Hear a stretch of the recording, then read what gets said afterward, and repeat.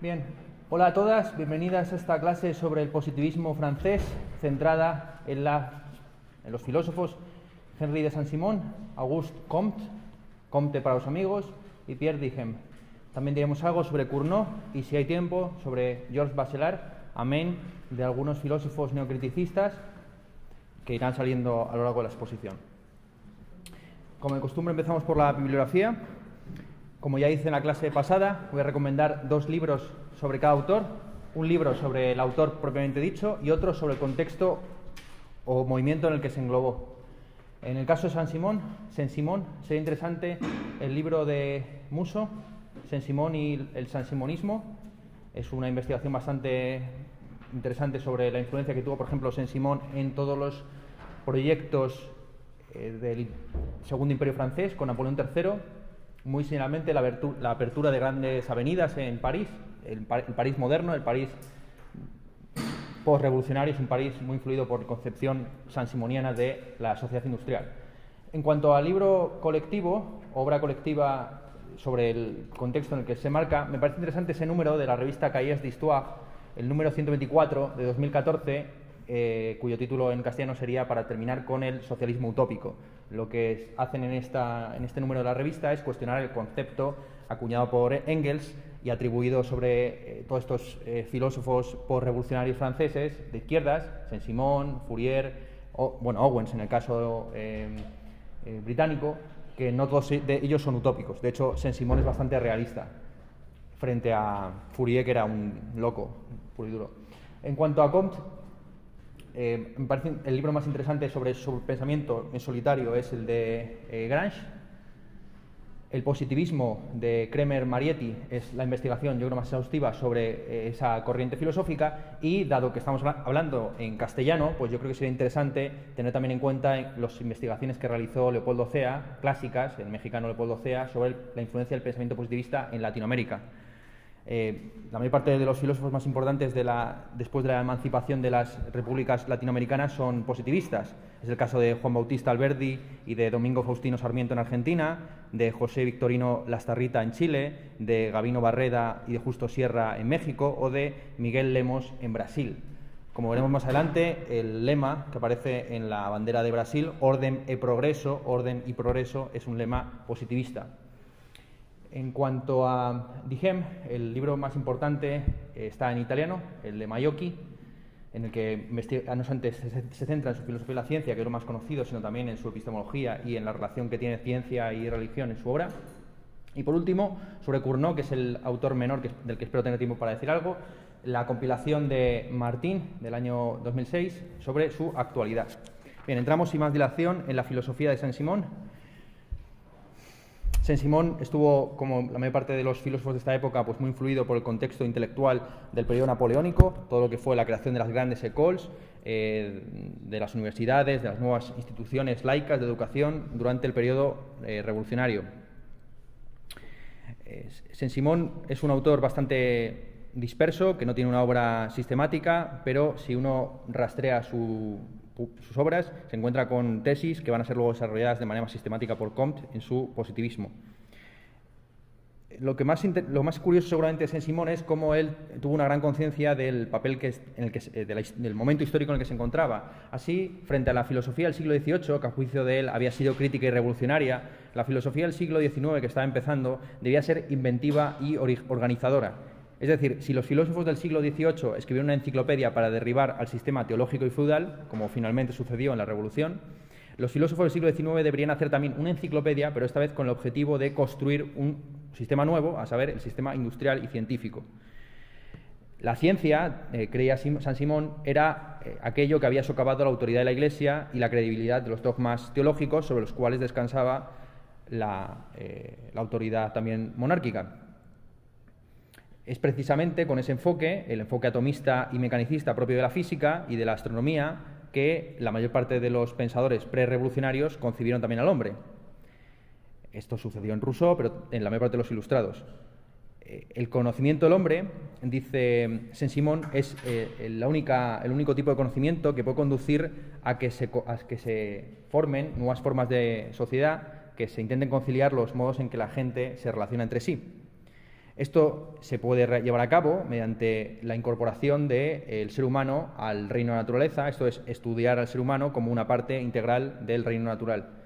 Esto es algo que ya empezaron a hacer los filósofos del siglo XVIII y que tuvo su continuación en los ideólogos como Cabanis, al que ya citamos en la clase pasada, quien creía que la psicología era un apartado de la fisiología y que la mente segrega pensamientos del mismo modo que la bilis es segregada por el hígado.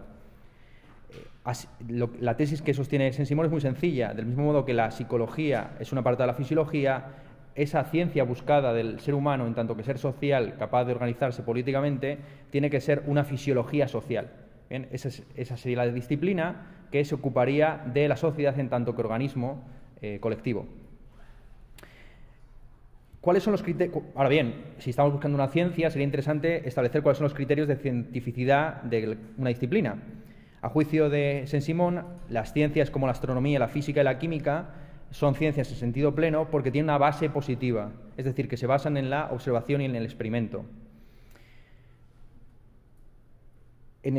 Por lo tanto, así pues, si queremos obtener una fisiología social es necesario elevar lo que hasta entonces ha sido ideología al estado científico. El desarrollo de las ciencias y su transición a un conocimiento positivo requiere de la creación también de nuevas estructuras sociales y políticas, de tal forma que ciencia y técnica, al menos en el ámbito de la fisiología social, son lo mismo. Aquí, como digo, la influencia en Comte es decisiva. Comte, como vamos a ver más adelante, fue secretario de Saint-Simon entre los años 1817 y 1824, en investigación de Henri Huguier, La juventud de Auguste Comte, en la que se investiga todas estas cuestiones. Más que nada porque Comte hereda de Saint-Simon no solamente este esquema de cómo concebir la fisiología social, lo que Comte va a bautizar como sociología, sino también la aplicación historiográfica de esta misma fisiología social. Saint-Simon no se satisface con el mero esquema de qué sería esa ciencia por venir, sino que intenta ya articularla mediante un análisis histórico de las diversas organizaciones, de los diferentes organismos sociales. Así lleva a cabo un análisis histórico de las diversas formas de organización social. En su opinión, la sociedad feudal tuvo su punto culminante en el siglo X-XI, y se basaba en dos, principalmente en la autoridad teológica y en la potestas monárquica. Dos factores fueron los que empezaron a disolver esa sociedad a partir del siglo XI o XII, a saber, la introducción de las ciencias a través del mundo islámico, lo que fue la recuperación del aristotelismo, y la aparición de los municipios. Con la aparición de los municipios surge una clase de productores, la burguesía, que vienen del burgo, de la ciudad, que va a ser la última instancia la que vaya a dar al traste con esta formación social. En el siglo XVI es cuando se produce la primera articulación o expresión de esta clase productiva a través de la Reforma. Claramente, con la Reforma hubo un declive de la autoridad eclesiástica de tal forma que ante el desafío de los reformadores la Iglesia tuvo la religión en general tuvo dos alternativas: o bien subordinarse a la monarquía o bien identificarse con ella. Es el origen de la teocracia moderna. Bien.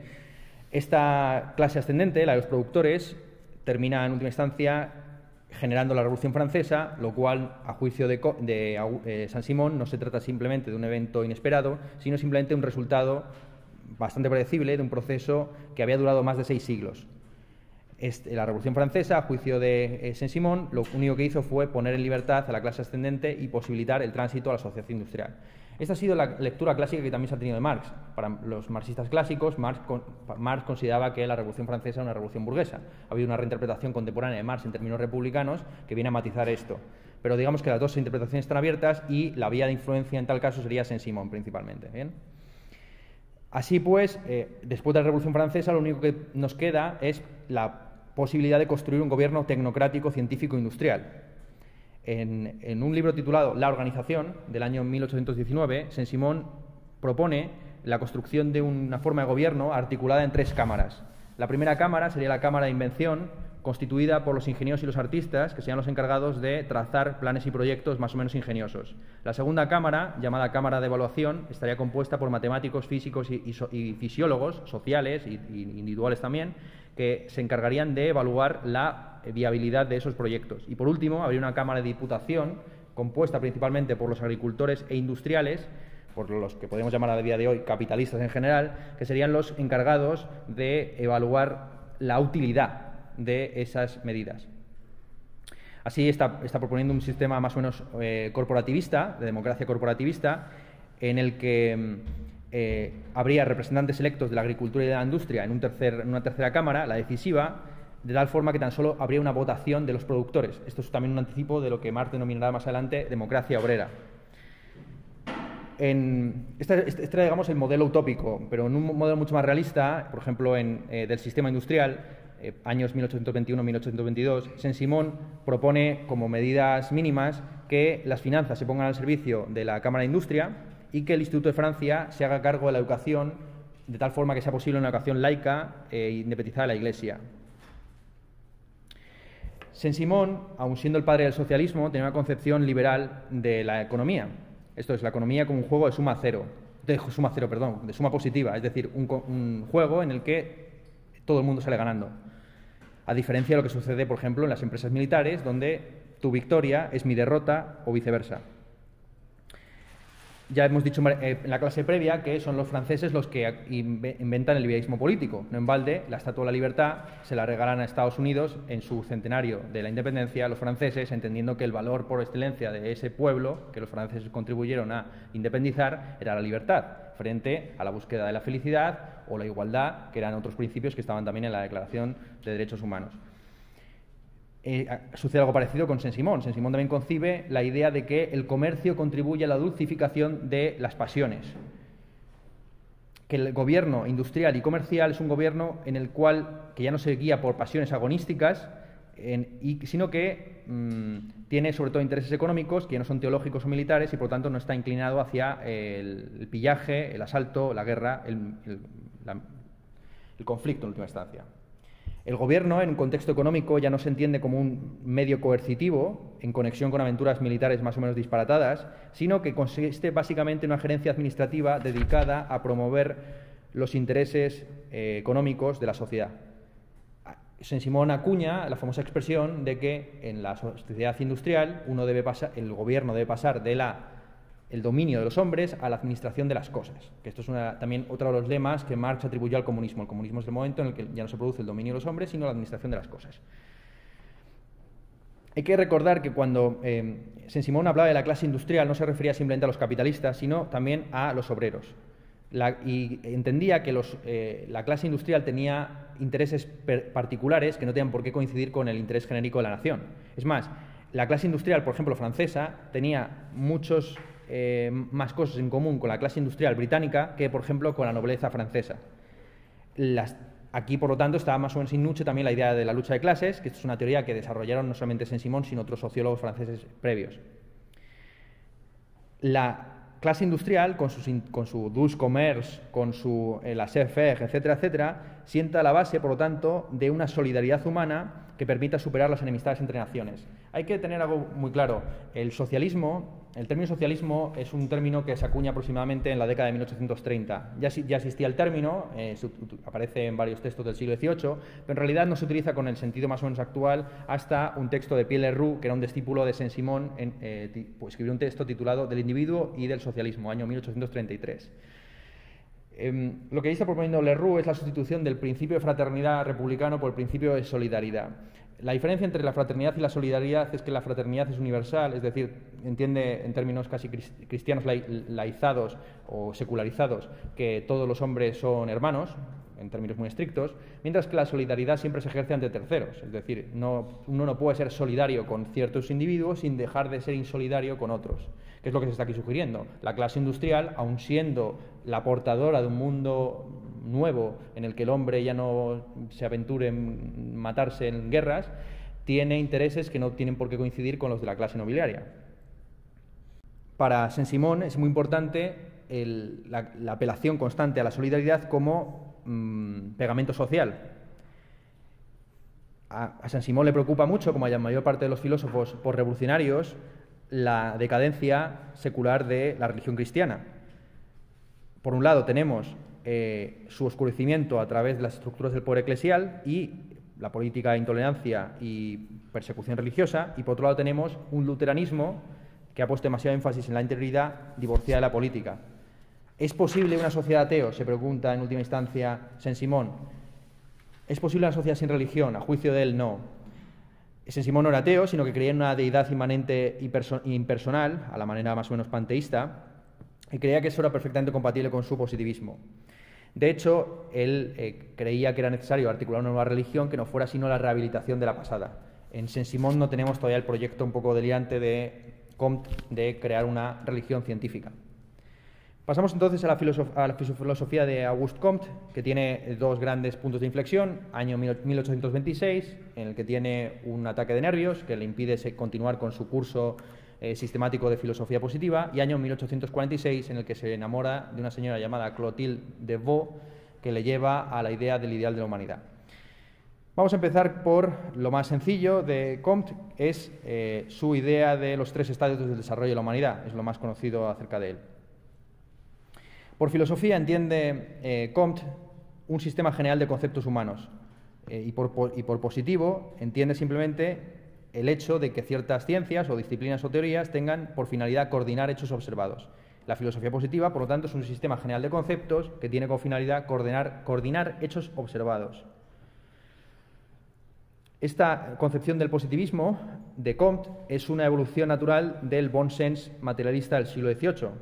Esto es algo que está poco reconocido, pero es así. Muchos quieren troncar a Comte con el empirismo británico, pero no tiene nada que ver. La proximidad, el filósofo más próximo a Comte, más allá de Saint-Simon, de quien fue, insisto, secretario, son seguramente los materialistas del siglo XVIII, es decir, Holbach, Helvetius, Lametrie. Fue Holbach precisamente quien hablaba del buen sentido de las ideas naturales, es decir, de una concepción de la ciencia no especialmente refinada o filosófica, sino apegada a cómo se entiende a pie de calle la ciencia. Bien, pues desde un punto de vista del buen sentido o de las ideas naturales, el conocimiento es simplemente prueba empírica. Conocer es predecir y, por lo tanto, comprobar. El buen sentido, de esta forma, desecha las absurdas dudas metafísicas, por ejemplo, acerca de la existencia de objetos físicos exteriores a la mente. El positivismo, por lo tanto, no se caracteriza tanto por sus tesis empiristas acerca, por ejemplo, del origen de las ideas, sino porque pone entre paréntesis todas las ideas y se atiene simplemente al establecimiento de ciertas leyes o regularidades entre fenómenos. Así, desecha como metafísicos, utilizando el término metafísica por primera vez como peyorativo, la causalidad, la sustancialidad y un montón más de categorías. Prácticamente todas las categorías que hemos visto que los filósofos previos estaban trabajando sobre ellos. Bien, pues sobre esta idea del positivismo es sobre la que Comte elabora su teoría de los 3 estadios. El teológico, el metafísico y el positivo, que se corresponden con las 3 edades del hombre. La infancia es la edad de la teología o de la magia, la adolescencia es la edad de la metafísica o de la filosofía, y la madurez es la época del positivismo o la ciencia. En el primer estadio, el estado teológico, que es un estado también del desarrollo no solamente del ser humano individual, sino de la humanidad como especie, en el primer estadio, el teológico, el ser humano y el individuo busca las causas últimas detrás de los sucesos y quiere hallar voluntades de seres personales sobrehumanos. Ese es el fundamento, en última instancia, de la religión, que según Comte tiene 3 estadios: el fetichismo, el politeísmo y el monoteísmo. El monoteísmo, en el cual los dioses o personalidades sobrehumanas que se postulan detrás de las fuerzas naturales se convierte prácticamente en una idea. En el monoteísmo da pie, en última instancia, a la metafísica. El estado metafísico es aquel en el que la mente sigue recurriendo a ideas ficticias para explicar los fenómenos y las regularidades, las leyes que observa en la naturaleza, pero ya no apela a entidades personales de carácter sobrenatural, sino simplemente a principios vitales, movimientos imperceptibles o entidades ocultas, pues como es el caso del éter, el calórico, etcétera, etcétera. El paso del estado teológico al metafísico se produce, como digo, cuando el concepto de idea natural y de deidad sobrenatural y personal es sustituido por el concepto de una naturaleza omniabarcadora, y cuando las explicaciones ya no se hacen en términos de voluntad, sino en términos simplemente de entidades abstractas, como pueden ser la fuerza, la atracción y la repulsión. Comte va a intentar poner entre paréntesis todos estos principios abstractos o entidades abstractas, así como la tesis de que existe una unidad omniabarcante de la naturaleza. Es precisamente poniendo entre paréntesis estas tesis que podemos acceder al estadio positivo. El estadio positivo es aquel en el que la mente ya solamente se interesa por los fenómenos o hechos observados, subsumiéndolos bajo leyes generales descriptivas, tales como la ley de la gravedad, que no presupone ninguna fuerza subyacente. Aquí Comte se está ateniendo al famoso espíritu newtoniano, hipótesis non fingo. Cuando a Newton le preguntaron cómo es posible que exista un poder de atracción a distancia, pues él respondió con esa tesis, ¿no? Yo no hago hipótesis, yo no me pregunto acerca de cuáles son las razones que subyacen a las relaciones que describo matemáticamente, yo simplemente las describo, las sistematizo. Bien, estos tres estadios no solamente son estadios epistemológicos o teóricos, sino que también tienen un componente práctico. Al estado teológico le corresponde la creencia en la autoridad absoluta y el derecho divino de los reyes, articulado bajo un orden social militarista, en el que la clase de los guerreros tiene preeminencia y la sociedad constituye un juego de suma negativo. Mientras que en el estadio metafísico nos encontramos con la creencia en derechos abstractos y la soberanía popular también como una entidad inasible, el pueblo o la nación como fundamento en última instancia del poder político. Esto es lo que sustituye a través de la Revolución Francesa la autoridad de los reyes y de los sacerdotes, de tal forma que el estadio metafísico o filosófico se caracteriza por la defensa del imperio de la ley. Mientras que el estadio positivo se identifica con lo que viene más allá del estado del imperio de la ley, a saber, el desarrollo de la sociedad industrial, en el que se presta a tener atención, se presta a pasar a construir una sociedad no solo bajo principios universales, sino atendiendo a la vida concreta de los hombres a través de una élite de científicos que es la que está llamada a gobernar y organizar y regular la sociedad industrial de un modo racional. Volvemos a lo mismo para Comte, igual que para Saint-Simon, la sociedad industrial o comercial conduce a la dulcificación de las pasiones, a la pacificación de las relaciones internacionales, de tal forma que la sociedad industrial es una sociedad naturalmente pacífica. Esta nueva sociedad requiere una nueva disciplina que estudie su realidad. Esa ciencia va a ser bautizada por Comte, que es el que acuña el término, como sociología.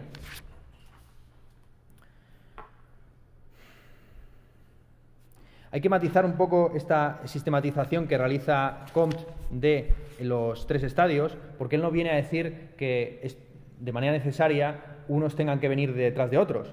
Hay un esfuerzo constante por parte de los seres humanos para realizar determinados proyectos y en cada momento histórico la historia puede incluso llegar a retroceder.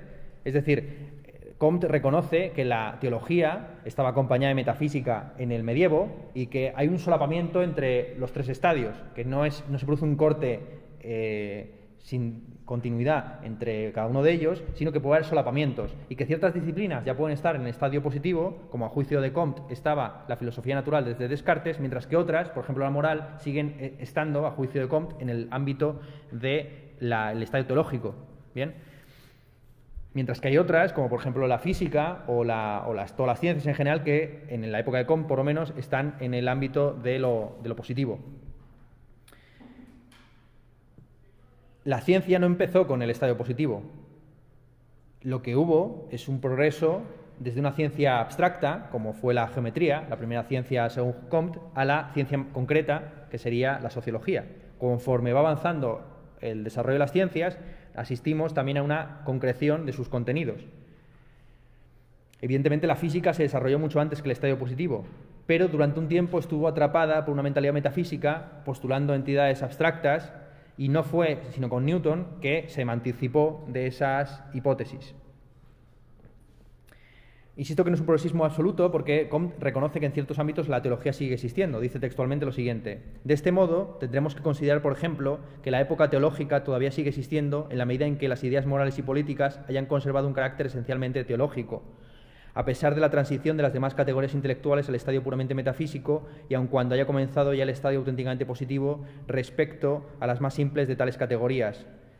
Más adelante dice: aún en nuestros días, ¿qué es en realidad para una mente positiva este nebuloso panteísmo del que se enorgullecen tantos profundos metafísicos, especialmente en Alemania, sin un fetichismo generalizado y sistematizado? Aquí vemos una diferencia importante entre Comte y Saint-Simon, a saber, el rechazo al panteísmo.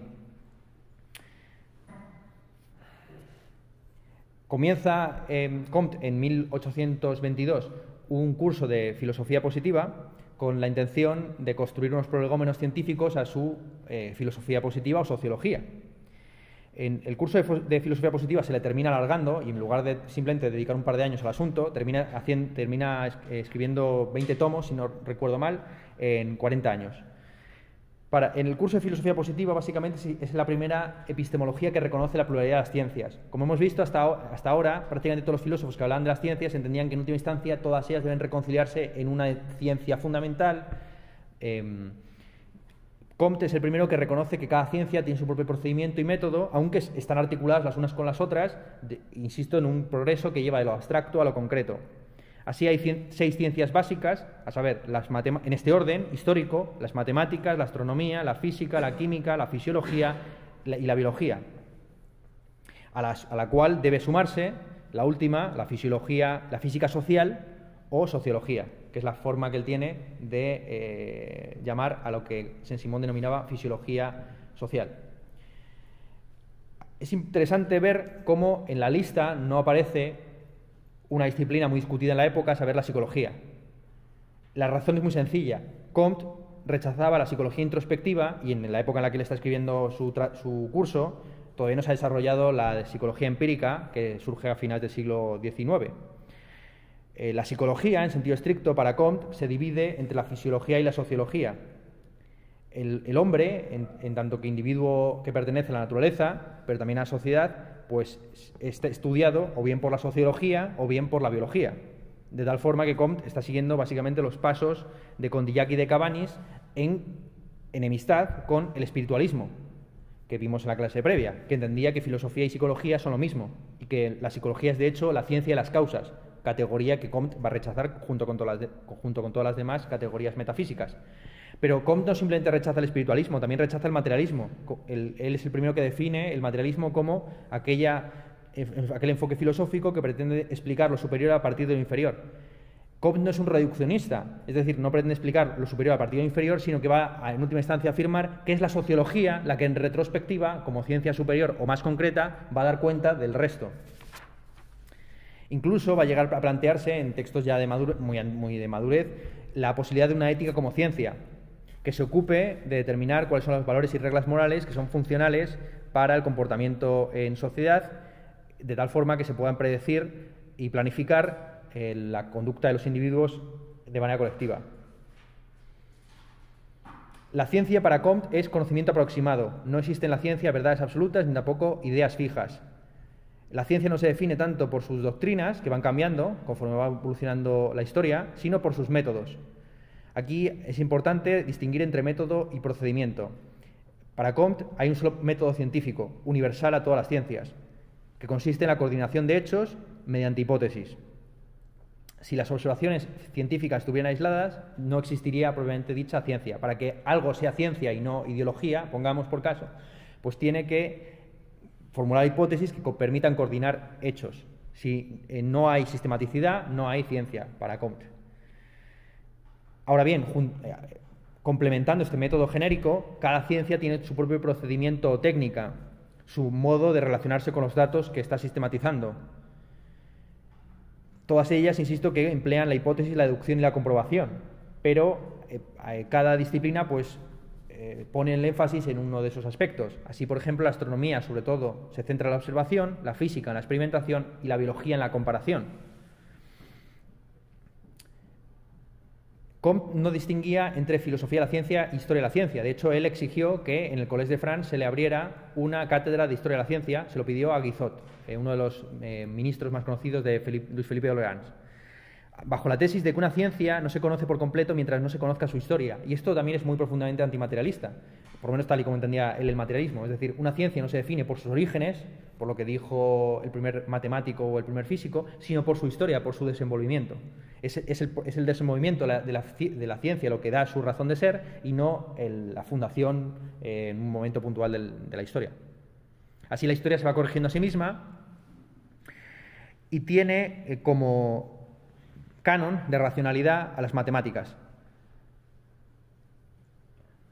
Las matemáticas, de hecho, son un buen ejemplo de una evolución de una ciencia porque empezaron tratando medidas de agrimensura en Egipto para pasar cada vez más a formalizarse considerando aspectos puramente cuantitativos y, en última instancia, entidades abstractas, relaciones entre conjuntos. La matemática, a juicio de Comte, se encuentra en los preludios de convertirse en lógica. Esto es, en una serie más o menos ordenada o larga de deducciones racionales. La matemática ha dejado de ser agrimensura, como era la geometría en Egipto, para convertirse en la ciencia del cálculo. Y es, de hecho, la verdadera base racional del sistema de nuestro conocimiento positivo. Las matemáticas son, por lo tanto, el lenguaje universal, por lo menos hasta la llegada de la sociología, que va a ofrecer otro cierre a las ciencias de la época. Es importante subrayar esto. Comte no es para nada un empirista ni un inductivista, a pesar de que él cree que no hay que postular hipótesis más allá de la sistematización de los fenómenos. Para él, una ciencia se vuelve más perfecta cuanto más deductiva sea. No en balde, el canon de la perfección científica es la matemática, que no parte de hipótesis ni tampoco realiza inducción, sino que al convertirse en ciencia del cálculo, pues simplemente lleva a cabo un método deductivo, partiendo de premisas y llegando a conclusiones, o realizando reducciones a absurdo. Para Comte también es importante sobre esto: no es posible una ciencia del todo, lo dice textualmente así. De acuerdo con mi profunda convicción personal, considero estos intentos de lograr la explicación universal de todos los fenómenos por medio de una única ley evidentemente quiméricos, aun cuando tales intentos los hagan las inteligencias más competentes. Creo que los medios de que dispone el entendimiento humano son demasiado débiles y el universo es demasiado complejo como para que semejante perfección científica podamos alcanzarla nunca. Es decir, las ciencias no pueden unificarse en cuanto a doctrina, no podemos en última instancia sintetizar todas las ciencias en una sola fórmula, pero sí que podemos realizar una síntesis doctrinal. No se puede hacer una síntesis doctrinal, pero sí una síntesis metodológica, que es la que está, al fin y al cabo, llevando a cabo Comte. Él matiza esta afirmación diciendo que podría haber dos tipos de síntesis doctrinales: una síntesis doctrinal objetiva, que sería la reducción de todos los fenómenos a una sola fórmula, y una síntesis doctrinal subjetiva, en el que las ciencias ya no se unificarían en tanto a sus contenidos cuanto en cuanto a sus fines tecnológicos o prácticos. Esa síntesis doctrinal subjetiva es la que va a ofrecer precisamente la sociología. Es decir, la sociología, como última ciencia, va a explicar también cuál es la relación que tienen las ciencias con el hombre. ¿Cuál es la influencia que tienen las ciencias en el hombre y viceversa? Y una vez que ha surgido esta ciencia, la ciencia del hombre, podemos también mirar hacia atrás y ver el desarrollo histórico de las ciencias como un progreso hacia la consideración de fenómenos cada vez más internos al individuo y al ser humano. Es decir, que la ciencia, contemplada desde el punto de vista de la sociología, o las ciencias, en plural, contempladas desde el punto de vista de la sociología, son un progreso constante hacia la interioridad desde la exterioridad. Es así como Comte sugiere en su curso de filosofía positiva que las matemáticas han sido la cuna de la ciencia, pero que la sociología está llamada a ser su trono.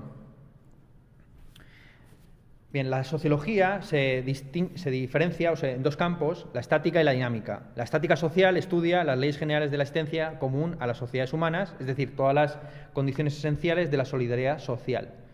Mientras que la dinámica social se encarga de estudiar las leyes de movimiento o desarrollo de las sociedades, las leyes del progreso social. Como vemos aquí, Comte está tomando como canon de racionalidad la física, ¿no?, distinguiendo entre una estática y una dinámica. La dinámica social, dice Comte, es una historia de la humanidad sin nombres propios de personas ni de pueblos. La dinámica social está asociada a la política, mientras que la estática social pertenece al orden de la moral. La sociología, en su conjunto, concibe el desarrollo de la humanidad sin nombres propios bajo dos lemas, a saber, el progreso no es sino el desarrollo gradual del orden, y el orden, a su vez, no es sino la manifestación del progreso. La estática social tiene como objetivo analizar la naturaleza del hombre en tanto que ser social, que es el fundamento, en última instancia, de la sociabilidad, mientras que la dinámica tiene como objetivo ver cómo se han ido coordinando los esfuerzos y dividiendo los trabajos para que el ser humano, históricamente, vaya alcanzando fines que se ha puesto a sí mismo, entre los cuales cabe destacar estos dos, que hemos dicho que son idénticos: orden y progreso. Vuelvo a insistir lo mismo: cuando se produjo la transición del imperio brasileño a la República de los Estados Unidos del Brasil, como los fundadores de esa república eran de ideología comtiana y pertenecían la mayor parte de ellos a la Iglesia de la Humanidad, decidieron sustituir el escudo de armas de la Casa de Habsburgo por la esfera celeste, con el ribete orden e progreso. La influencia que tiene el positivismo en Latinoamérica es increíble. De hecho, los experimentos filosóficos, siempre que se habla de la república de los filósofos y tal, pero el lugar en el que más se han aplicado utopías de tipo filosófico ha sido precisamente Latinoamérica, empezando por la influencia que tuvo muy decisiva Bentham y el utilitarismo, por ejemplo, en Bolívar, siguiendo por la influencia que tuvo el positivismo en el porfiriato mexicano o en la constitución de la República Brasileña o en la articulación del Río de la Plata. En fin, estas son cosas que se deberían saber, pero por desgracia, dada la ignorancia que tienen los españoles hacia su propia historia, pues nos vemos en esta coyuntura.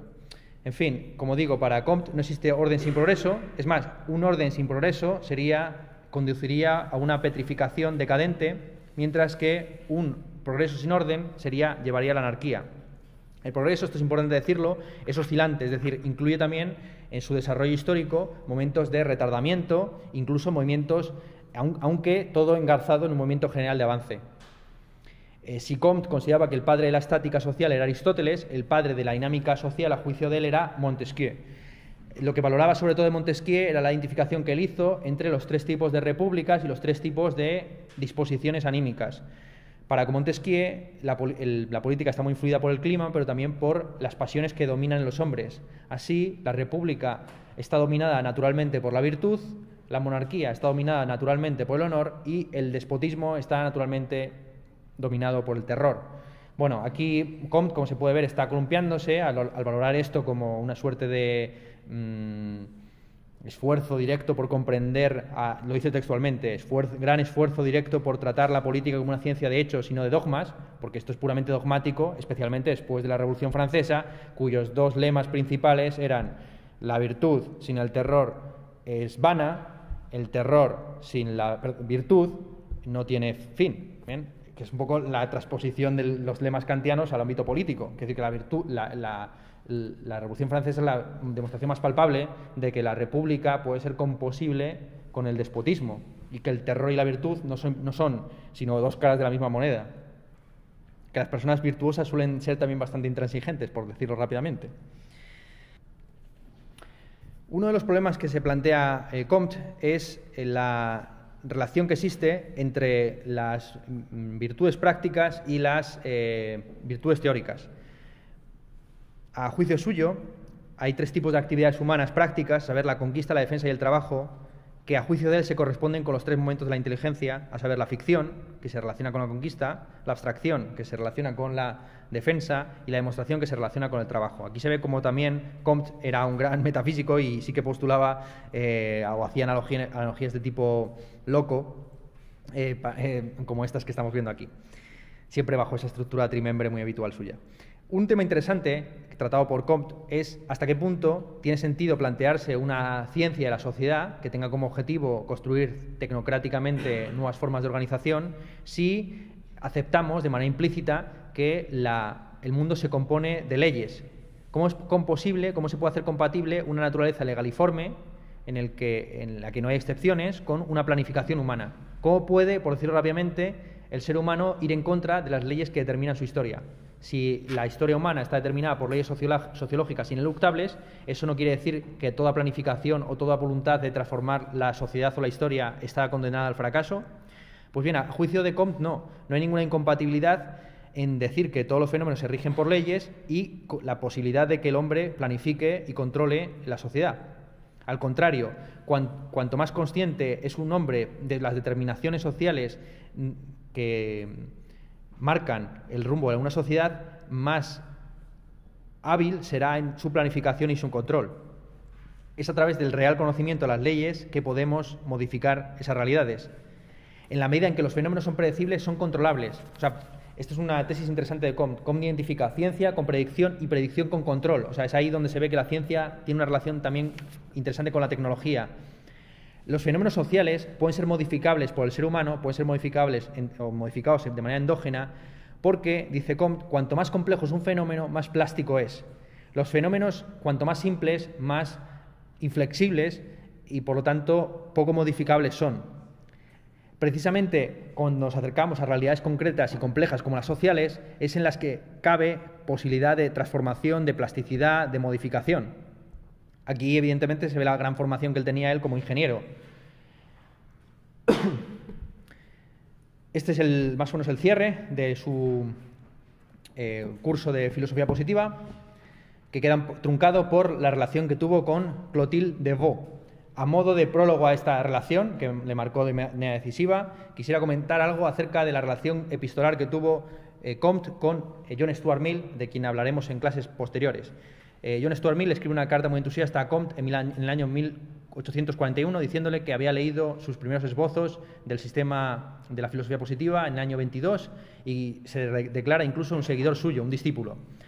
No obstante, Mill, que tuvo esta correspondencia entre el año 41 y el 46, no simplemente elogió a Comte en esa correspondencia, sino que también le planteó objeciones importantes. Por ejemplo, la idea de que la psicología no es una ciencia. Para Mill es evidente que la psicología, ya a mediados del siglo XIX, sí que puede ser una ciencia y una ciencia independiente de la sociología y de la biología, tal y como lo entendía Comte. Es más, John Stuart Mill creía que la frenología, defendida por Comte, era una pseudociencia. La frenología era una ciencia, presunta ciencia, que pretendía identificar, pretendía deducir el carácter de los individuos a partir de la estructura ósea de su cráneo. Ahora bien, el principal punto de discrepancia entre John Stuart Mill y Comte no era filosófico, sino más bien político o moral, lo que en el siglo XIX se llamaba la question féminine, la cuestión femenina. Por abreviarlo en términos que yo creo que vais a entender mucho más sencillamente, John Stuart Mill y su amante Harriet Taylor tenían tesis feministas de carácter más o menos liberal, pues que enfatizaban la importancia de que la mujer tuviera derecho a voto y que se incorporara en el mercado de trabajo, mientras que Auguste Comte y su amante Clotilde de Vaux estaban más próximos a lo que a día de hoy llamaremos el feminismo radical. Ahora bien, era un feminismo radical muy sui generis, porque tenía como idea utópica a la Virgen, tenía como modelo a la Virgen. Pero bueno, claro, si el feminismo radical del presente se opone a los vientres de alquiler y a la prostitución, el feminismo radical del siglo XIX no iba a ser menos en su puritanismo. El ideal utópico de este feminismo comtiano consiste en eso, en incorporar a la mujer en el proceso del desarrollo progresista de la historia, contemplando la preponderancia que tiene el corazón sobre el entendimiento. El positivismo completo, que es el positivismo que va a intentar articular Comte a partir del año 46, fecha de muerte de Clotilde de Vaux, va a consistir en la continua preponderancia del corazón. Bueno, este es el momento en el que para muchos Comte se volvió loco, pues con frases del tipo los proletarios son positivistas espontáneos y los positivistas son proletarios sistemáticos, haciendo una tabla cerebral en la que se definen 10 fuerzas activas, 5 funciones intelectuales y 3 cualidades prácticas, entre las cuales se encuentran el corazón, la mente y el carácter, en el cual el corazón pues tiene preponderancia sobre las otras dos. Bueno, y la gran guinda que culmina este pastel es la religión de la humanidad, entendido como un gran ser, ese gran ser del que formamos parte, la humanidad. La regeneración de la sociedad, de acuerdo con el positivismo completo, requiere, según Comte, de la sustitución de los derechos por deberes. A la palabra derecho, dice Comte, debería hacérsele desaparecer del verdadero lenguaje de la política, tanto como a la palabra causa del verdadero lenguaje de la filosofía. Dicho de otro modo, nadie posee otro derecho que el de cumplir su deber, sólo así podrá finalmente subordinarse la política a la moral. Esta subordinación de la política a la moral de Auguste Comte se va a articular bajo la idea de crear una religión de la humanidad que adore al conjunto de todos los seres humanos como un gran ser. El positivismo completo, como religión de la humanidad, va a tener a sus santos, que no van a ser hombres con sotana, sino los grandes científicos, los grandes descubridores, los grandes filósofos. Va a tener sus templos, va a tener sus imágenes, va a tener su combinación a los enemigos de la humanidad, incluso va a tener su conmemoración de los difuntos. Alguno llegó a definir al positivismo como religión de la humanidad como un catolicismo sin cristianismo, a lo que Auguste Comte replicó diciendo que se trataba más bien de un catolicismo más ciencia. Esa es precisamente la única ciencia y la única religión que cabe después de la Revolución Francesa. La política positiva o positivista consiste para Auguste Comte en la separación efectiva del poder político y del poder espiritual. El poder político, a juicio de Comte, es un poder siempre local y vinculado a la tierra. Comte propuso que Francia se dividiera en 19 intendencias para que los estados, esas intendencias no tuvieran un tamaño superior al que tenía Francia. A juicio de Comte, un estado que supere ese tamaño y también esa población se convierte en un estado irreal, un estado alejado de las necesidades, sobre todo vinculadas con el territorio, que tienen los ciudadanos. Para Comte, la política es siempre geopolítica, pero no entendida en el sentido moderno del término, sino como ecologismo. Es decir, la política consiste en la gestión del territorio, lo que podríamos llamar en términos del matismo filosófico la capa basal de la sociedad, estableciendo también una cierta cooperación con los animales. Comte llegó a decir que dentro del panteón positivista podía también haber ciertos animales especialmente venerables o que habían contribuido al desarrollo de la humanidad. De hecho, enfatizaba una relación no antagónica respecto de los animales, entendiendo al ser humano como parte también de la naturaleza. Mientras que el poder político tenía que disgregarse para llegar a ese localismo, el poder espiritual tenía que centralizarse, a juicio de Comte. El modelo de Comte, en términos espirituales, era el papado, o más bien simplemente el estado de la Edad Media, en el que reyes con muy poco territorio de dominio efectivo estaban subordinados al poder espiritual del Papa. La religión de la humanidad sería precisamente esa religión de sustitución que antepondría el altruismo sobre el egoísmo. Este término, altruismo, fue de hecho acuñado por Comte para referirse a la forma en la que se deberían relacionar los seres humanos que formaran parte de esa religión de la humanidad. Uno de los temas más interesantes de esta religión de la humanidad es su posición acerca de la inmortalidad. Para Comte, la inmortalidad dentro de la religión de la humanidad se entiende como existencia continuada en el corazón y la mente de los demás. La mente o el cerebro lo llega a definir Comte como el órgano de dominación de los muertos sobre los vivos. Aquí estamos en temas clásicos de la poética, por ejemplo, de Jorge Manrique, ¿no? La idea de que la fama y el recuerdo es una segunda vida. Para Comte, una ley del orden humano es la siguiente: los vivos están cada vez más y de manera más necesaria gobernados por los muertos.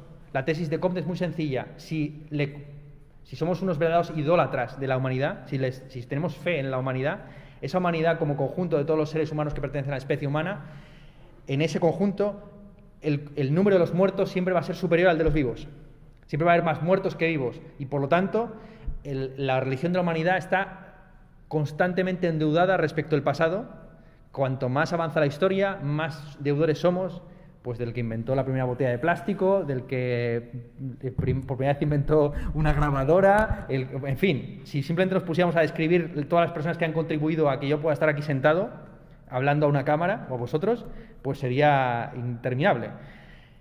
Ahora bien, todo esto se sostiene sobre una premisa falsa. La idea que tenía Comte de que siempre va a haber más muertos que vivos. Esto, como he sabido, es falso a día de hoy. A día de hoy, con casi 7.000 millones de habitantes, a día de hoy, en el presente hay más vivos que muertos en toda la historia de la humanidad.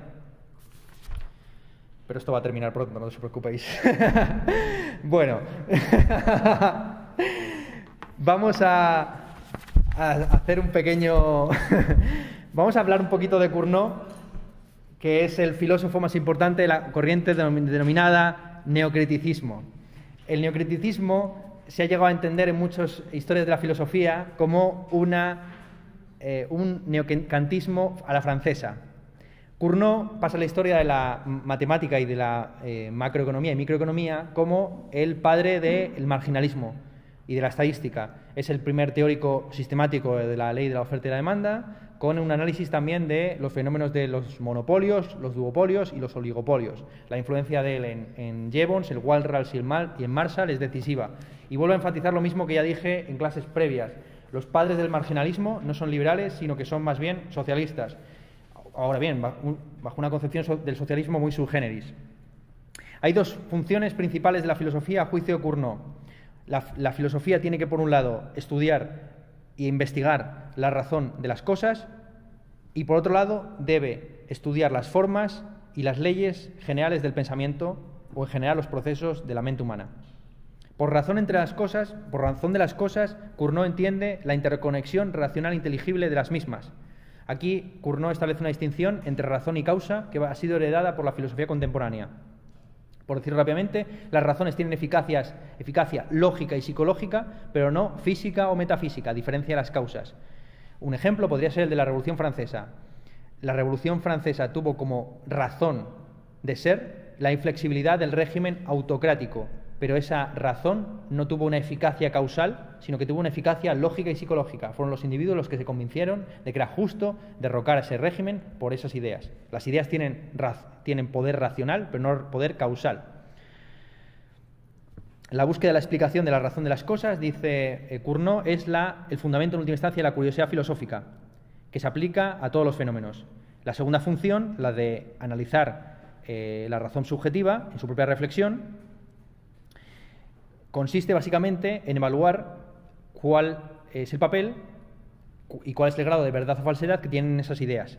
Así, la filosofía es al mismo tiempo ciencia, en algún sentido como preciencia, como curiosidad genérica, búsqueda de las razones, y también es crítica de las ideologías o de los pensamientos que no cumplen un papel regulativo. A Cournot le gustaba mucho una cita de Bossuet que dice lo siguiente: solamente la razón puede introducir orden en las cosas y el orden solo puede ser entendido por la razón.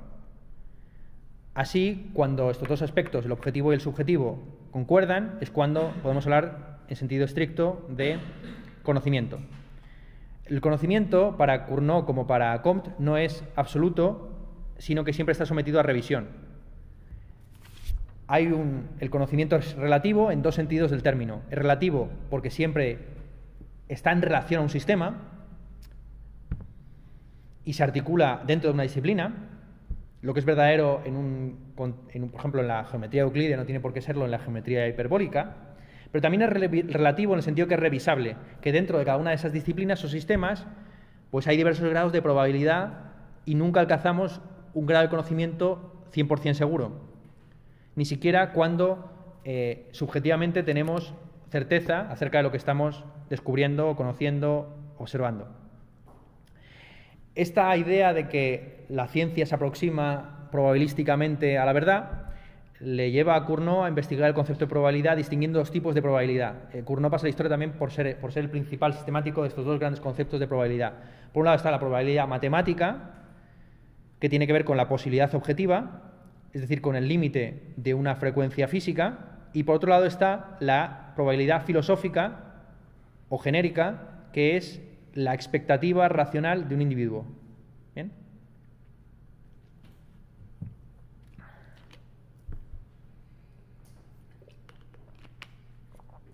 El análisis de la probabilidad de Cournot tiene como objetivo demostrar que lo casual es causal, que la probabilidad no se debe simplemente al puro azar.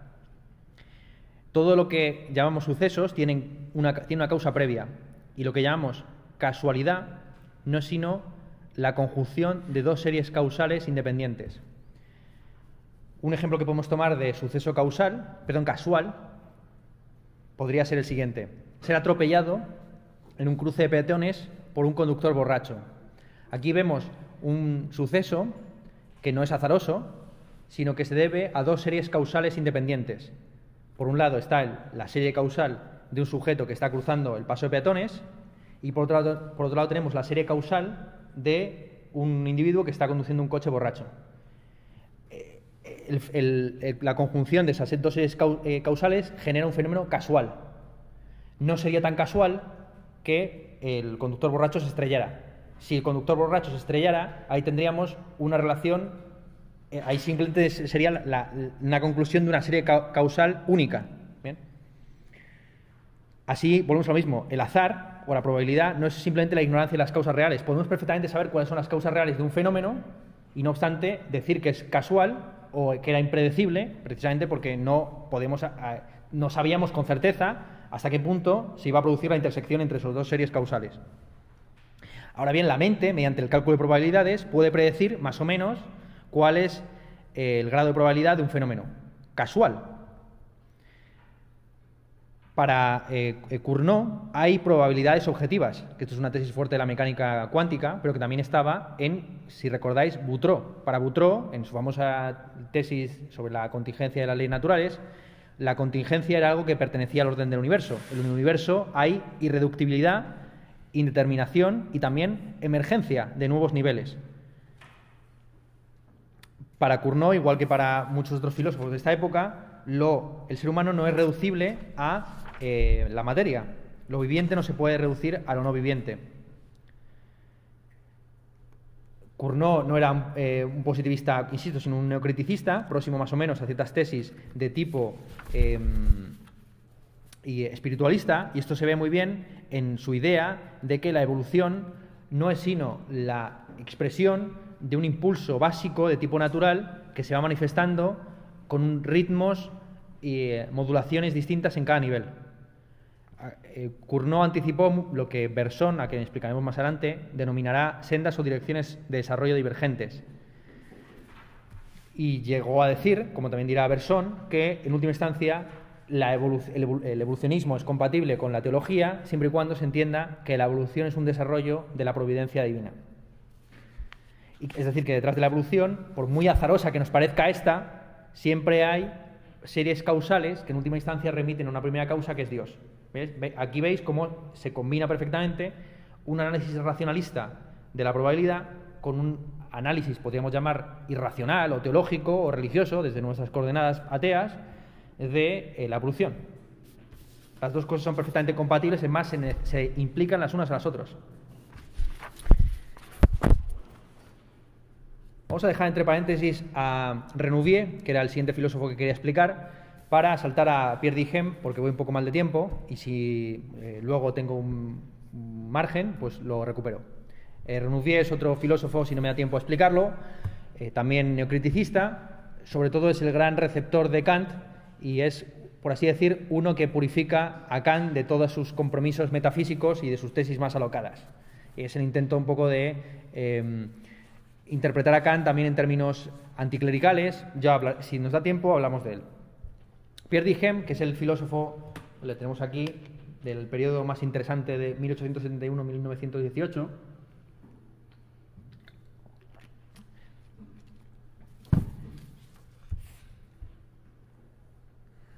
Fue un crack, vamos a decirlo rápidamente. En apenas 55 años de vida, llegó a escribir del orden de unos 50 libros, más 350 artículos. Todo esto viviendo malviviendo en un pobre pueblo de provincias por haberse enemistado con la Academia Francesa. Entre esos libros se encuentran tratados de física, sobre todo de termodinámica, que fue su especialidad. De hecho, Pierre Duhem, aunque se ha recordado a día de hoy por sus tesis de tipo filosófico, fue el principal paladín de lo que a finales del siglo XIX, comienzos del XX, se llamaba el energismo o la energética, que era el intento de basar, fundar todas las disciplinas físicas, la química, también la mecánica, la electricidad, el magnetismo, etcétera, en la termodinámica. Como físico le influyó mucho su profesor del instituto, Jules Moutier, y también en el que quiso ver los desarrollos de los trabajos químicos de Josiah Willard Gibbs, que fue un científico sobre el que él trabajó y cuyos tesis acerca del electromagnetismo en el profundizó. Vamos a poner entre paréntesis su trabajo científico y vamos a estudiar un poco lo que él entendía por su filosofía de la ciencia.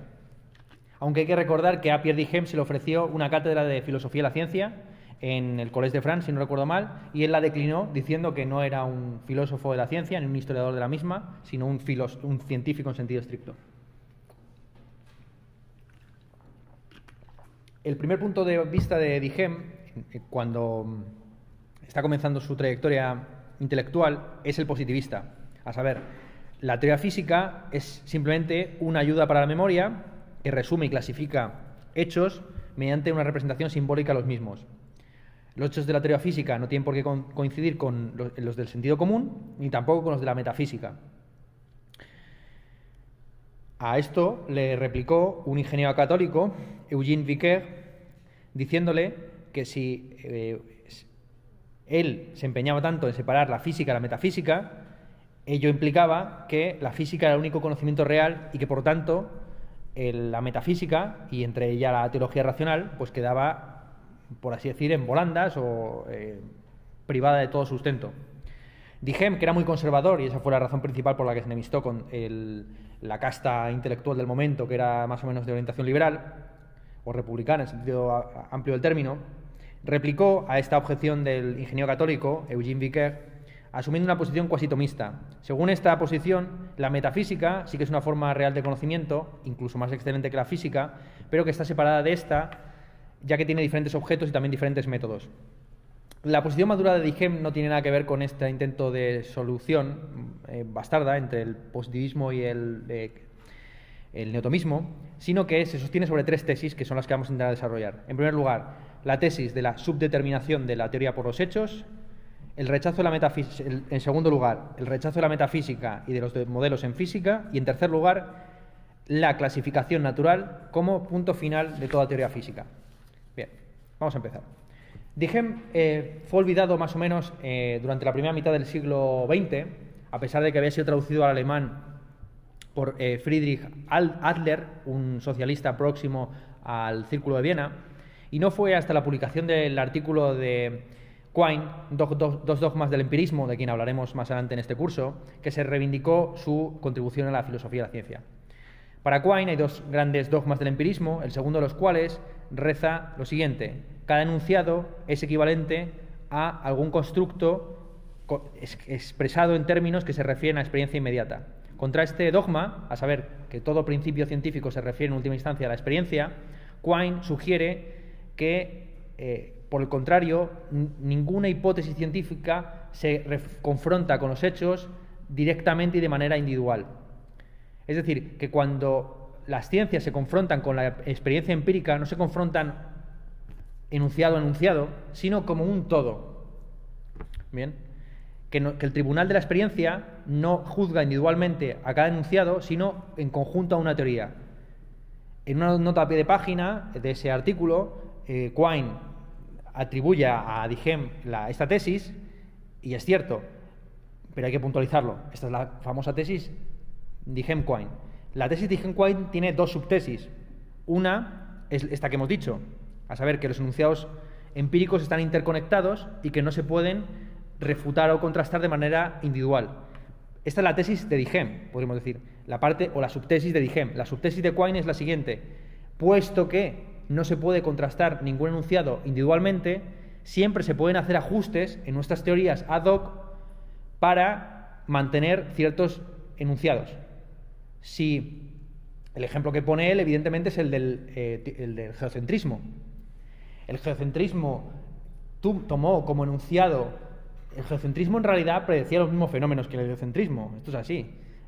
Y simplemente era por una cuestión de elegancia o de simplicidad por lo que fuera, que se prefirió, evidentemente por adecuación con la realidad, que se prefirió una cosa con la otra. Pero si uno abstrae de la realidad subyacente y tan solo quiere predecir los fenómenos, el geocentrismo perfectamente, mediante hipótesis ad hoc, los epiciclos, etcétera, dio cuenta de los fenómenos. Es decir, nunca se contrastó un enunciado con un hecho de tal forma que, al ser falsado, ese hecho daría cuenta de la falsedad de la teoría.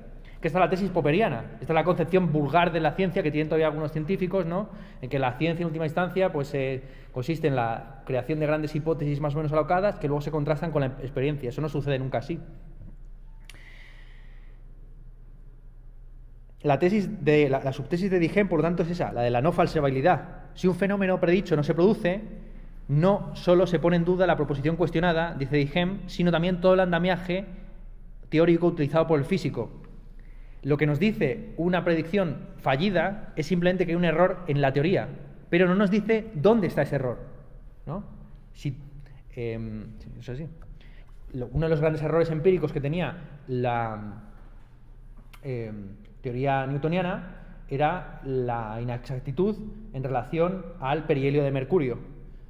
Pero ¿quién coño iba a saber en el siglo XIX que eso se debía a la interconexión del espacio y el tiempo y a la curvatura de este en relación a la masa de los planetas? Nadie, realmente.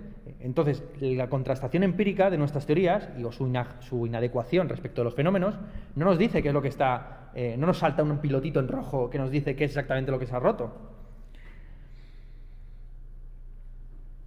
La tesis contraria es lo que denomina Dijem el método newtoniano. El método newtoniano es aquel que cree que se puede hacer una ciencia puramente inductiva, a partir de los hechos, extrayendo principios generales. El método newtoniano es aquel que rechaza cualquier hipótesis sobre cuerpos imperceptibles o sobre movimientos ocultos y admite solo leyes generales conocidas por inducción en la observación. Ahora bien, dice Dijem que la ciencia, por lo menos cuanto más perfeccionada está, y la física en su época ya estaba muy perfeccionada, ya no estudia los hechos directamente, sino que los sustituye por mediciones dadas por instrumentos de magnitudes que solo están formalizadas en la teoría matemática.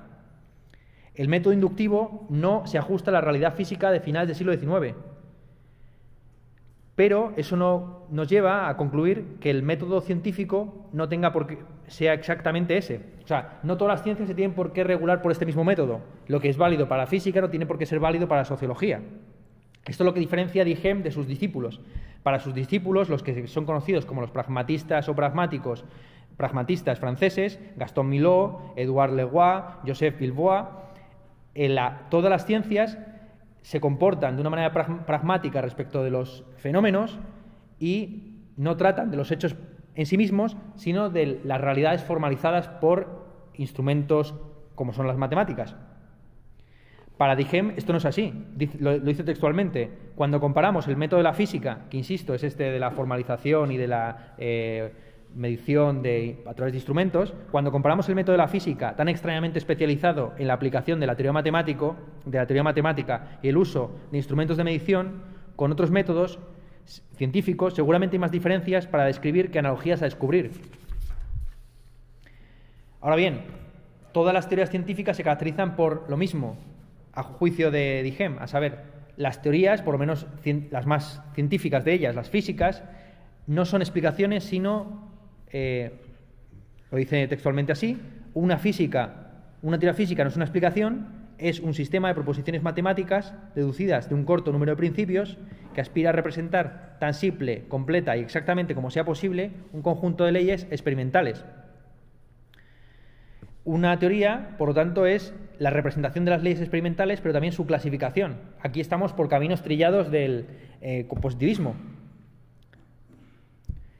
Para Dijem, como para Poincaré, del que no hemos hablado, pero también para Comte, lo que conocemos son las relaciones entre los fenómenos visibles, aunque no podemos dejar de pensar, por un puro sentimiento o convicción, que existe una realidad inobservada o inobservable detrás de esas fuerzas, de esos fenómenos empíricos.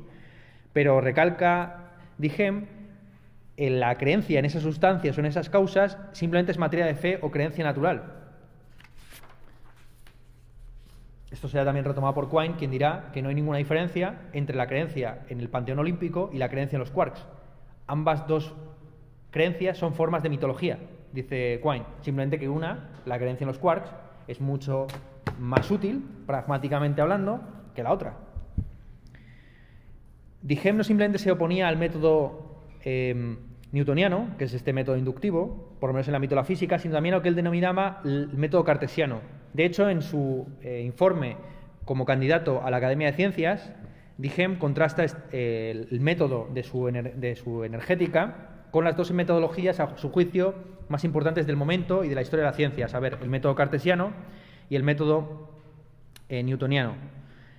El método cartesiano se caracteriza por lo opuesto al método newtoniano, es decir, es deductivo, postula entidades inobservables, etcétera, etcétera. Frente a estos dos métodos, el método deductivo y el método inductivo, la postulación de entidades y la hipótesis non finco, la teoría energética ofrece una teoría formal que no reduce las cualidades físicas a teorías mecánicas, sino que simplemente se dedica a ofrecer un análisis cuantitativo de las intensidades de ciertas cualidades físicas. Es decir, la energética no postula cuerpos ocultos ni tampoco movimientos imperceptibles, pero tampoco parte de la inducción, sino que es una teoría formal que se puede aplicar en diversos contextos físicos. A pesar de este énfasis en la matemática y en la formalización y en la medición y observación a través de instrumentos, Dijem se opuso al que en la época era considerado el científico más algebrista, el que más énfasis le daba al álgebra y a la formulación de ecuaciones sobre otros elementos de la construcción de hipótesis científicas, a saber, James Clerk Maxwell. A juicio de Dijem, el cartesiano por excelencia de su época es este científico Maxwell, a quien le acusa de 3 grandes vicios. En primer lugar, Maxwell es demasiado audaz o no lo suficientemente sistemático. En segundo lugar, Maxwell depende mucho de los modelos. Y en tercer lugar, sus conceptos no son continuos con los del pasado. Aquí se ve un rasgo característico de la filosofía de la ciencia de Dijem, a saber, su tradicionalismo o conservadurismo, solidario con sus posiciones más o menos retrógradas en el ámbito religioso. Dice lo siguiente Dijem: cuando un físico descubre hechos desconocidos hasta entonces, cuando sus experimentos le han permitido formular nuevas leyes que la teoría no había previsto, primero debe tratar con el mayor cuidado de representar estas leyes, con el grado requerido de aproximación como consecuencia de hipótesis admitidas. Esto es lo que hicieron los grandes padres de la electrodinámica, Coulomb, Poisson, Ampère. Todos estos científicos siguieron los principios de intentar representar los fenómenos nuevos a través de hipótesis conocidas y aceptadas por los filósofos y científicos del pasado. Así, por ejemplo, Ampère intentó representar la atracción o repulsión de las corrientes de un cable usando la fórmula de Coulomb. Y no fue hasta que se descubrieron los fenómenos de la rotación magneto-óptica por parte de Faraday que se vio obligado a renunciar a esa hipótesis. Por el contrario, Maxwell hace lo opuesto. Es decir, cuando Maxwell postula un nuevo concepto electrodinámico, una nueva magnitud, la de corriente de desplazamiento, ningún fenómeno le estaba obligando a postular esa entidad. Maxwell antepuso su creatividad como científico a la continuidad de la disciplina científica. Un científico no tiene que ser alguien que simplemente encuentra un nuevo fenómeno y le da por acuñar nuevos términos y decir que hay nuevas leyes o entidades detrás de ellas. Busca primero ajustar esos fenómenos a lo ya conocido y en caso de que sea imposible de concordar lo conocido con lo por conocer, es cuando formula nuevas hipótesis. Mientras que Maxwell hace lo contrario. Él le da por inventarse entidades, construir todo bajo la idea de que qué más da, siempre y cuando las ecuaciones sean válidas para describir los fenómenos. La crítica o la enemistad respecto de Maxwell se marca en una crítica genérica a la física británica. A juicio de Dijem hay 2 grandes categorías. Hay 2 grandes tipos de ciencias, ¿bien? Las ciencias explicativas y las representativas. Como ya hemos dicho, las ciencias estrictas, como la física, no son explicativas, sino que son representativas. Si la física fuera explicativa y no simplemente representativa, tendría que estar subordinada a la metafísica.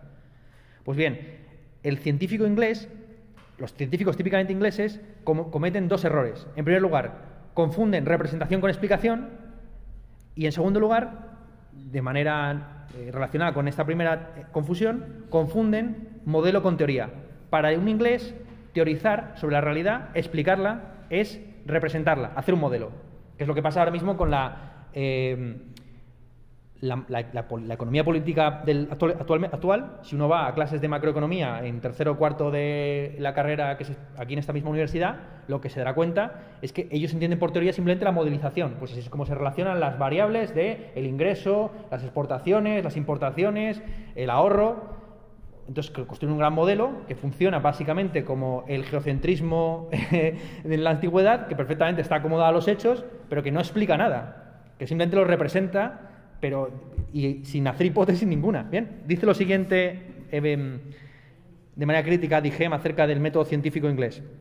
Para un científico inglés, la teoría no es ni una explicación ni una clasificación racional de las leyes físicas, sino un modelo de estas leyes, un modelo no construido para satisfacción de la razón, sino para el placer de la imaginación. Esta es la acusación más grave que se puede hacer contra Maxwell, es decir, que su ciencia no se basa en la facultad superior de la razón, sino en la facultad inferior de la imaginación, que ha construido un modelo que le satisface en términos imaginativos.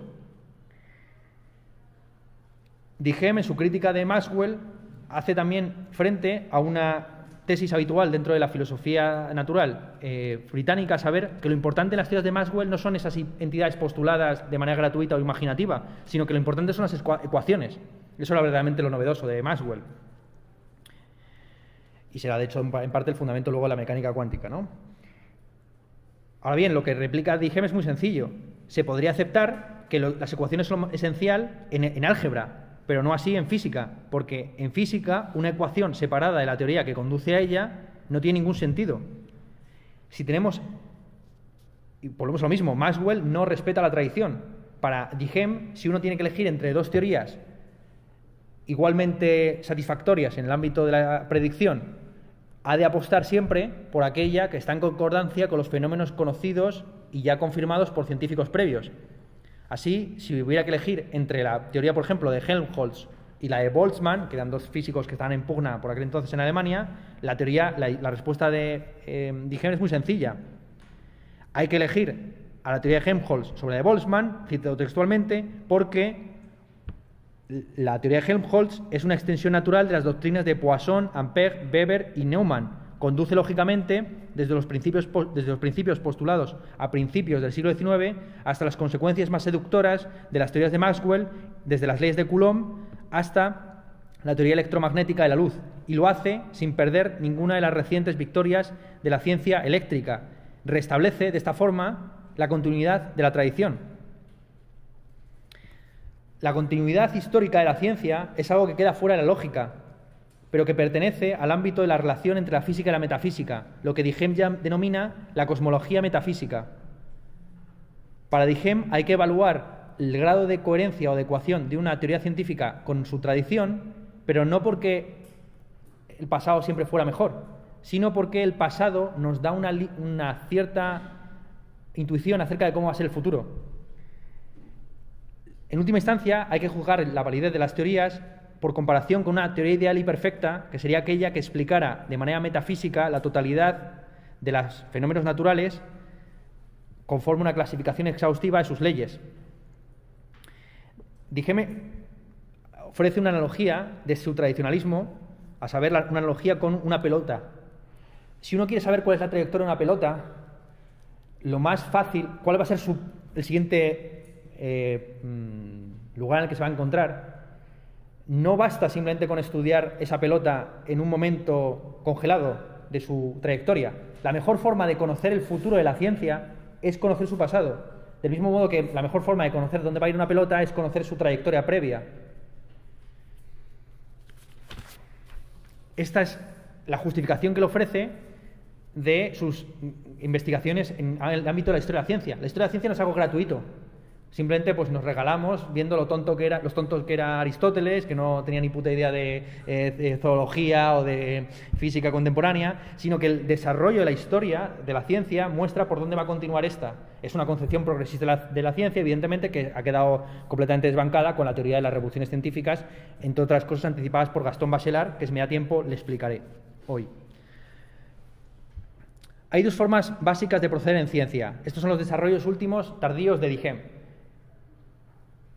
Algunos científicos prefieren el desorden de los detalles concretos y, por lo tanto, no les importa construir explicaciones ad hoc, complicarse teóricamente, mientras que hay otros científicos que prefieren las teorías abstractas, sencillas y sin complicaciones, incluso a costa de la novedad conceptual.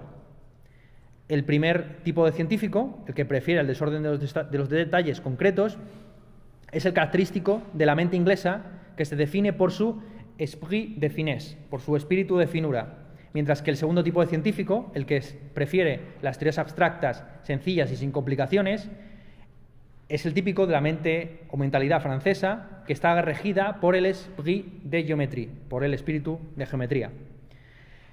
No hay que confundirse con la terminología. Aunque hable de mentalidad inglesa y mentalidad francesa, pertenecer a una determinada nación no te determina de manera necesaria a pensar de una determinada manera. Es más, el paradigma de la mente inglesa para Dijem era Napoleón Bonaparte, que era de Córcega, ¿no?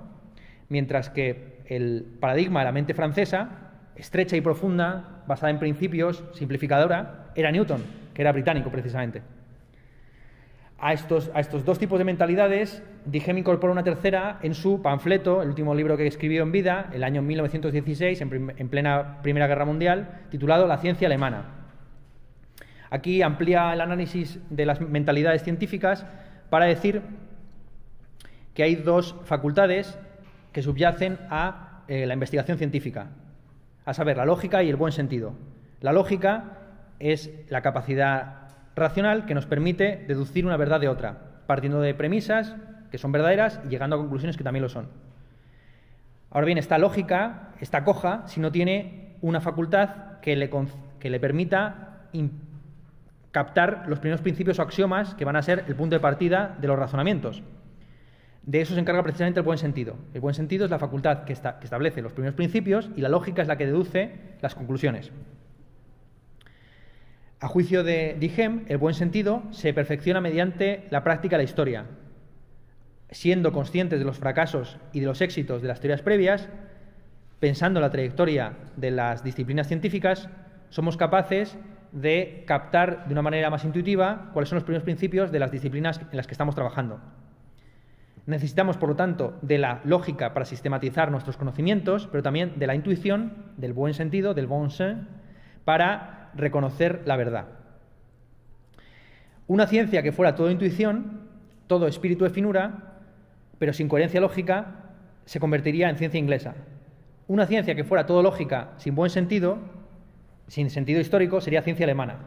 Como es evidente, si la ciencia alemana se caracteriza por su logicismo y su espíritu de geometría, y la ciencia inglesa por su modelismo o espíritu de finura, en la confluencia de esas dos, pues se encuentra ahora sí la mentalidad francesa que se define por el historicismo. O sea que lo que está diciendo es, en última instancia, viva yo, que tanto sé. Ahora bien, para Dijem, los grandes genios y contribuidores al desarrollo de las ciencias no pertenecen a ninguna nación, sino que armonizan todas estas facultades. O sea, prácticamente está sugiriendo que todos los grandes científicos son implícitamente franceses. Dice lo siguiente: muy a menudo los grandes maestros poseen una razón en la que todas las facultades están armoniosamente proporcionadas, que sus doctrinas perfectas están exentas de todo carácter individual como de todo carácter nacional. En tales obras uno ya no ve el genio de esta o aquella gente, sino solo el genio de la humanidad. Por desgracia, a pesar de que en Dijem nos encontramos con las semillas del pluralismo, esto es, la idea de que hay muchas formas legítimas y dispares de proceder en la ciencia, él utilizó esta clasificación de las mentalidades científicas para rechazar las principales investigaciones punteras que se estaban realizando en su momento. Es decir, él rechazó como exceso de espíritu de geometría la geometría euclídea y la relatividad, que consideraba que eran excesos de la lógica, mientras que rechazó la mecánica cuántica como un exceso de espíritu de finura. Bueno, lo que era no era la mecánica cuántica todavía, sino que era la teoría de los electrones, a partir del famoso texto del Annus Mirabilis de Einstein, 1905, sobre el movimiento browniano. Como digo, si Dijem ha pasado a la historia, sobre todo, más que por esto que es interesante, es por su trabajo en términos de historia de la ciencia, pero que está vinculado con lo que hemos dicho. O sea, para él es necesario conocer la historia de la ciencia para conocer su futuro y para ser un buen científico. Sobre todo, su gran contribución en términos de filosofía, de historia de la ciencia, fue recuperar la contribución que había hecho la Edad Media en términos científicos. En su época, la Edad Media estaba completamente desprestigiada, como sigue estando a día de hoy para, supongo, la conciencia popular. Aunque, como hemos dicho, y lo vuelvo a repetir, la Inquisición no es un fenómeno medieval, sino que surge con la modernidad, y como explicamos en la clase sobre Foucault, para los que sean del grupo de uno, es un fenómeno que está vinculado con el desarrollo de los estados modernos, y no en balde sucede en España, que es el primer estado centralizado, y así sucesivamente. Todos los fenómenos, la teocracia, el fenómeno de la teocracia, la vinculación entre el Estado y el trono y el altar, eso sucede en la época moderna con la Reforma Protestante. Es a partir de la Reforma Protestante que la cabeza del Estado británico, la reina de Inglaterra, es al mismo tiempo la cabeza de la Iglesia de Inglaterra, la Iglesia anglicana. Por decirlo rápidamente, si uno tuviera que decir cuál es el Estado más moderno de Oriente Medio, no diría Qatar o qué sé yo, o Líbano, sino o Israel. Que, bueno, o podría decir Israel precisamente, o podría decir Irán, que son dos teocracias precisamente. La teocracia es el fenómeno más moderno que puede existir y más precisamente vinculado con formas de desarrollo capitalistas, pero bueno, no vamos a entrar en eso. Lo importante aquí es cómo Dijem recupera la Edad Media, que estaba desprestigiada en su época y que él también desprestigió en ciertas obras hasta llegar a descubrir a Giordano Nemoriano, que es un científico medieval que contribuyó de manera decisiva al desarrollo de la estática. En su libro La evolución de la mecánica del año 1903, Dijem rechazó a la Edad Media como estéril y no fue hasta 1904, mientras estaba escribiendo sus orígenes de la estática, que encontró una referencia inusual a este científico, Giordano Nemoriano, o Jordanus de Nemore, y se empezó a investigar acerca de los científicos de la Baja Edad Media. De esa investigación salieron una serie de capítulos que formaron parte de su libro Los orígenes de la estática, en el que hablaba de Giordano Nemoriano, de sus discípulos y también de la influencia de estos científicos medievales en Leonardo da Vinci. En el segundo volumen de sus orígenes de la estática, incluso llegó a dedicar 4 capítulos a la geostasis, dentro de la cual cumplía un papel esencial la obra de Alberto de Sajonia, un escolástico del siglo XIV. Sobre todo, Dijem recuperó la ciencia medieval a través de la influencia que ésta tuvo en Leonardo da Vinci. El tercer volumen de sus estudios sobre Leonardo da Vinci lo subtituló Dijem de la siguiente manera: Precursores parisinos de Galileo. La tesis, que fue muy discutida en la época y que sonó muy rompedora, era que Galileo no había roto con la Edad Media, como se creía tradicionalmente, sino que simplemente había continuado con las teorías del impulso que se encontraban en Juan Filopono y posteriormente en Juan Buridán y Nicolás de Oresme. ¿Cómo había llegado esta doctrina a manos de Galileo? Pues a juicio de Dijem, esa es la hipótesis que él formuló y que más o menos ha quedado confirmada con investigaciones posteriores, Galileo se enteró de las investigaciones de Buridán y de Oresme, que estaban inéditas, a través de Alberto de Sajonia, cuyas obras se reimprimieron en el siglo XVI y que es el vínculo que se puede establecer entre el pensamiento medieval y el pensamiento moderno. En los 3 años previos a su muerte, 1913 y 1916, Dijem proyectó la escritura de un libro titulado El sistema del mundo, que iba a ser un trabajo en 12 volúmenes sobre la historia de las doctrinas cosmológicas. O sea, estamos hablando de un tío que tenía 50 libros, de los cuales algunos de ellos tenían 12 volúmenes, ¿no? De esto estamos hablando. Esto sí que es trabajar y no lo que se hace hoy en la academia. Total, que no pudo terminar el libro, estos 12 volúmenes, pero lo poco que nos ha quedado de esta obra, de la cual no sé si llegó a escribir 6, es muy interesante, sobre todo por la fecha en la que él sitúa el origen de la revolución científica. Bien, si la revolución científica no se inicia con Galileo, sino que Galileo bebe de Alberto de Sajonia, Alberto de Sajonia bebe de Juan Filopono, de Jean Buridan, etc., ¿cuándo se comienza la revolución científica? Pues él pone una fecha muy curiosa, y lo dice, este es el famoso pasaje del Sistema del Mundo, que todo el mundo ha citado y que yo también he utilizado en mis clases de filosofía medieval como provocación. Si nos viéramos obligados a asignar una fecha para el nacimiento de la ciencia moderna, sin lugar a dudas, elegiríamos 1277, cuando el obispo de París proclamó solemnemente que una multiplicidad de mundos podían existir y que el sistema de esferas celestes podría, sin contradicción, estar dotado de movimiento en línea recta. Lo que está diciendo aquí Dijem es que el origen de la ciencia moderna es una prohibición inquisitorial. Fue en el momento en que el papado prohibió determinadas doctrinas en relación a la finitud del mundo y de la finitud del movimiento, que los científicos escolásticos se ven obligados a contemplar la posibilidad de movimientos indefinidos, o sea, el movimiento uniformemente acelerado, o la posibilidad de un universo infinito, cosas que hasta entonces se consideraban absurdas. Bueno, cerramos con unas palabritas sobre Gastón Bachelard, sobre el tiempo. Gastón Bachelard es interesante, aunque ya se aleja muchísimo del siglo XIX, es un autor nacido en 1884 y muerto en el 62, pero me parece interesante como contrapunto a lo que hemos visto. Bien, hasta ahora hemos visto como todos estos científicos proponían una cierta continuidad y progresismo histórico. Cada ciencia perfecciona a la previa y las ciencias se van mejorando y es como una pelota, si uno conoce la trayectoria, conocerá su futuro. Bien, para Gastón Bachelard, no. la ciencia se basa en la razón y la experiencia, en la formulación de hipótesis, pero también en la contrastación con los hechos, y se distingue de la filosofía de la siguiente forma. La filosofía de los filósofos consiste simplemente en la deducción de conclusiones a partir de principios, mientras que la ciencia, su rasgo característico es la discontinuidad. La ciencia dice no al pasado, a las viejas teorías, en virtud de los nuevos fenómenos. La mentalidad genuinamente científica no es la del conservadurismo, la del conocimiento de la historia, sino la mentalidad abierta. Como veis, esto es una concepción muy habitual de la ciencia actual, ¿no? O sea, de decir, los científicos son gente abierta de mente. Vamos, ni de coña. O sea, relacionate con algún loco, genio científico, verás que son unos paranoiados, no tiene nada que ver con esto. Pero vamos, sigamos con la ficción, ¿no? La filosofía de la ciencia, por tanto, tiene que ser pluralista, tiene que estar abierta a la diversidad. Esto está expresado en un libro titulado La filosofía del no.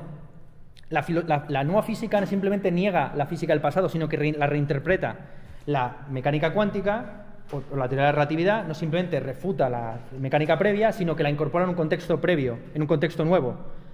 No obstante, el advenimiento de ciertas disciplinas, como el caso de la geometría euclídea, marca un corte en la historia de las ciencias, de tal forma que a partir de entonces, en adelante, la ciencia ya no se ocupa de otra cosa que no sean relaciones abstractas, cuantitativas. La ciencia ya no se ocupa de las cosas o de la materia, sino que se ha producido una desmaterialización del materialismo.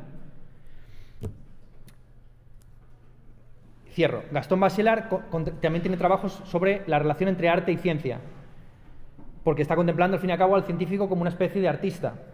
Pues bien, la diferencia entre estos dos campos es la siguiente. El arte proyecta al hombre en sus sueños, en los productos de la imaginación, mientras que la ciencia moderna tiende que ver con la relación entre el sujeto y el objeto y la formulación de esas relaciones en términos matemáticos.